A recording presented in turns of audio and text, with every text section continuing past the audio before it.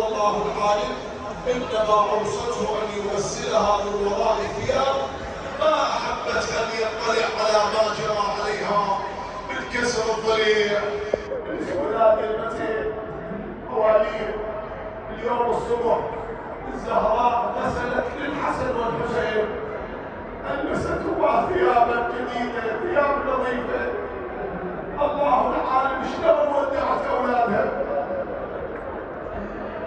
عظم الله أجورنا وأجوركم. صار قريب المغرب، أخرجت الحسنين، ما أحبت أن يحضر عندها ساعة الوفاة. قالت لأسماء بنت حميس: أنا داخل هذه الحجرة أقرأ سورة ياسين، إذا سمعت صوتي قد انقطع ناديني ثلاثا إن أجبتك، وإلا فقلبي أني لحقت بأبي رسول الله. مواليد الزهراء شفيعتنا يوم القيامة، لا تدخل الجنة حتى تدخل شيعتها معها. أريد صوتك يسمع أمير المؤمنين الإمام الصادق يقول: اللهم ارحم تلك الصرخة التي كانت من أجلنا. أجرك الله يا أمير المؤمنين. اطلعت على فراش الموت يا الله، قرأت سورة ياسين، بينما هي كذلك وإذا بصوتها قد انقضى. نادتها أسماء ثلاثا لم تجيب، كشفت الرداء عنها وإذا بها ميتة. رحم الله من نادى وفاطمة، أيها سيدتها. أجرك الله يا أمير المؤمنين. ماتت وما ماتت مكارمها السنية، ماتت ومن قلوبها آثار ضرب الأصبع. من ضرب العصا ما ظل حال الهوى، لا ظل حيل. لما ماتت بغصتها ويلي ولا يفيد الويل. أقبل الحسن والحسين جلسا عند الزهراء. حصل لك زرعة. الحسن يقول: أمه كلميني، لم تجب. أسماء بنت حميس تقول: ما كسر خاطري إلا الحسين. يقول: أمه كلميني، أنا عزيزك الحسين. كشف الحسن الرداء عنها، صاح: أبا عبد الله عظم الله لك. يهون عليك يما تفارقيني، 8 سنين عمرك ينتميني. يما الحسن يا بايع عيني، قلبي تفطر جاويني. خرج الحسنان إلى المسجد يبكيان. قال: الناس ما يبكيكما يا ولدي رسول الله؟ قال: أوليس قد ماتت أمنا فاطمة. يقول الراوي سيد اسمح لي: لما سمع علي وضع على وجهه حد وضاقت بعين الوسيعة، يقول له: يا رسول الله الوديعة، ردت ليك والمهل سريعة. أقبل أمير المؤمنين عليه السلام، خلي قلبك يمني، جعل يغسل الزهراء فاطمة. اشتغل بتغسيلها هو ويغسلها الإمام. قال لأسماء بنت حميس: ناولين الضياء. أعطته الضياء، جعل يتفحص أضلاع الزهراء، ثم رمى الضياء من يده وجلس يبكي. أقبلت أسماء: سيدي أنت تأمرنا بالصبر. قال: يا أسماء رأيت ضلعا من أضلاعها مكسورة. أنا وياكم ضلع واحد يا علي وهد حيلك.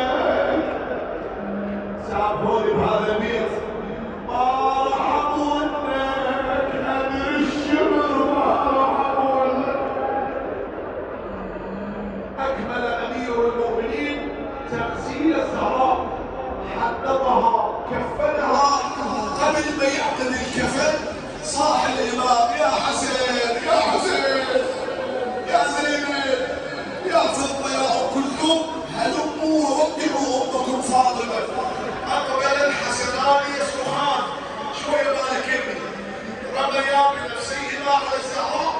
يقول أمير المؤمنين: والعيش الذي عاشه رسول الله سمعتها حنت وأنت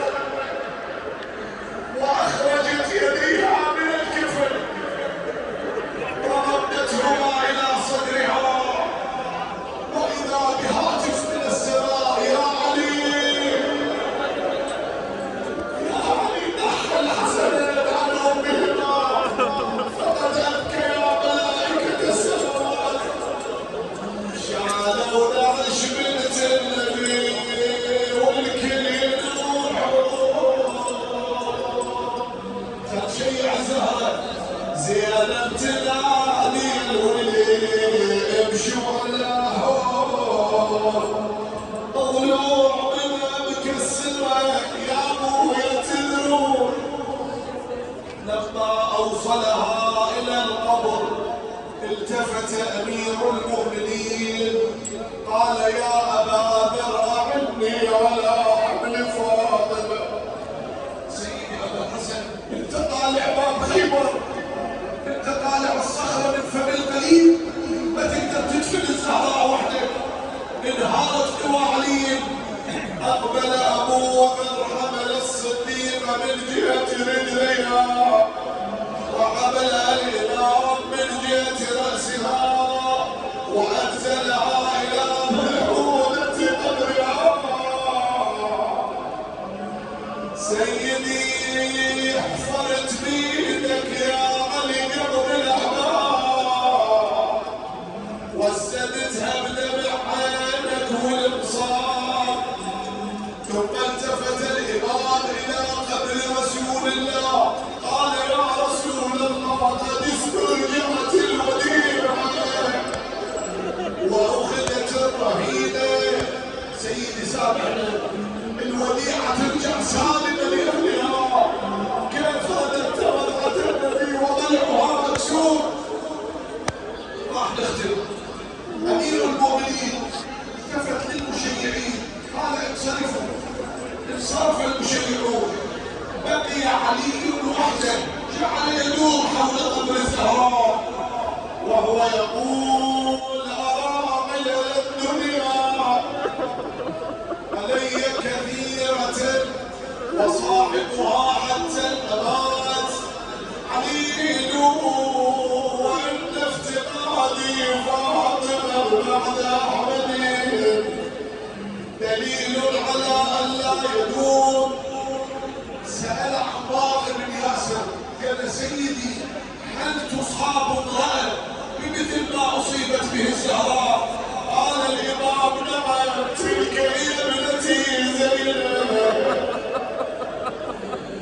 إذ قلنا تعالي يما يا أبو حسن لي تعالي شوفي كرم الزوج.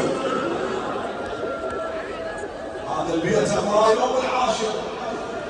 طلعت زينب لابن امي جيت بقلب هايل وعلى وجهها لقيت تعزيه.